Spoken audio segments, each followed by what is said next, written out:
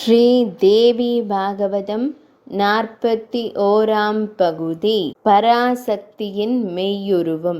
நாரதரே, நான் கேட்ட அந்த கேள்விக்கு ஆதிபராசக்தி பதில் கூறினாள் என்று விஷ்ணுமூர்த்தி கூறினார்.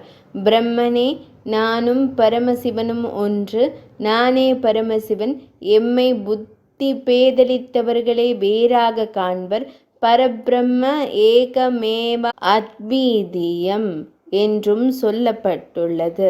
கண்ணாடியில் ஓர் உருவம் இரண்டாக தெரிவது போல் எங்கள் உருவமும் இரண்டாக தெரிகிறது. பிரளய காலத்தில் நான் ஸ்திரீயுமல்ல, புருஷனுமல்ல, அலியுமல்ல. மறுபடியும் படிக்கும் காலத்தில் புத்தி, சம்பத்து, தைரியம், புகழ், நினைவு, ஸ்ரத்தை, தயை, வெட்கம், பசி, தானம், பொறுமை போன்ற பல்வேறு குணரூபங்கள் யாவும் நானாகவே இருந்து அவற்றின் செயலையும் பயனையும் சொல்பவளாக இருக்கிறேன். என்னை விட்டு பிரிந்த எந்த வஸ்துவும் இயங்காது. கௌரி, பிராமி, வாராகி, நாராயணி, நாரசிம்மி என்ற பற்பல பெயர்களால் என்னை அழைப்பர். தண்ணீரில் குளிர்ச்சி நான், நெருப்பில் வெப்பம் நான். இவ்வாறு அனைத்து பொருட்களின் குணங்களும் நானே. பலமில்லாது இருப்பவனே சக்தி இல்லாதவன் என்பரே தவிர விஷ்ணு இல்லாதவன் என்று கூற மாட்டார்கள். அத்துடன் எந்தெந்த பூதங்கள் எப்படி எப்படி நடத்த வேண்டுமோ அப்படியெல்லாம் நடத்துவேன். மண்ணிலிருந்து செய்யப்படும் பொருட்களில் மண் தெரிவதில்லை. அதுபோல உலகத்தில் உள்ள பொருட்களை காணலாமே தவிர அவற்றிற்கு ஆதாரமானவற்றை காண முடியாது.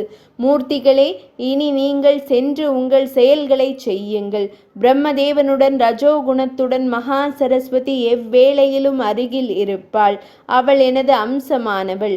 மகாபலம் பொருந்திய ருத்ரர் உனக்கு உதவியாக இருப்பார். நீ சத்தியலோகம் சென்று படைப்பு தொழிலை சரி செய்.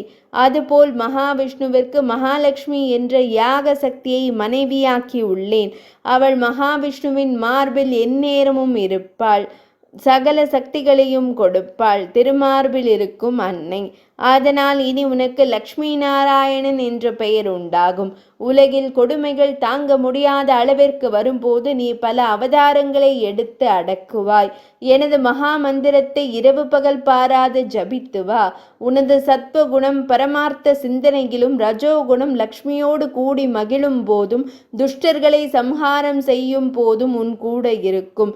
நீ உடனே வைகுந்தத்திற்கு சென்று உனது காக்கும் தொழிலை தொடங்குவாய். அதன் பின் ருத்ரமூர்த்தியை நோக்கி, நீர் தமோ குண பிரதானர். மகாகாளியான கௌரியை மனைவியாக கொண்டு கைலாயம் சென்று உமது பணியை தொடர்ந்து செய்வீராக என்றாள். நீங்கள் மூவரும் யாகங்களில் அவிர்வாகத்தை ஏற்கும்போது எனது திருநாமத்தை ஜபித்தல் வேண்டும்.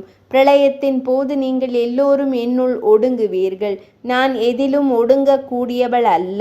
தத்துவங்களுக்கெல்லாம் மூல காரணம் மகத் தத்துவம். அந்த தத்துவமே சிவஸ்வரூபமான நான் தான். இதற்கு ஆதி பரம்புரீசராகிய பரமசிவம் காரணமும் அன்று காரியமும் அன்று. அவர் நிர்குணராக எங்கும் எதிலும் நிறைந்து காணப்படுகிறார். இனி நீங்கள் இந்த விமானத்தில் ஏறி சென்று உங்கள் கடமைகளை செய்யுங்கள். நானும் பரமசிவமும் தான் தியானிக்கத்தக்கவர்கள். உமா மகேஸ்வரரான எம்மை தியானித்தால் யாவும் சித்திக்கும். நாம் தேவியிடமிருந்து எமது மனைவிமார்களுடன் புறப்பட்டு வெளியே வந்தபோது எமது பெண் உரு நீங்கியது. 41ஆம் பகுதி நிறைவடைந்தது.